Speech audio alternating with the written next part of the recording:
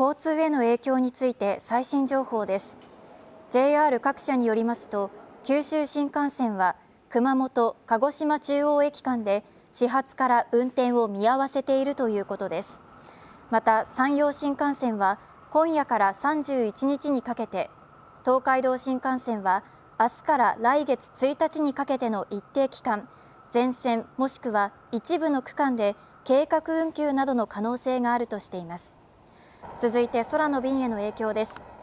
今日は現時点で九州や関西などを発着する便を中心に、全日空は国内線173便、日本航空は国内線265便の欠航が決まっているということです。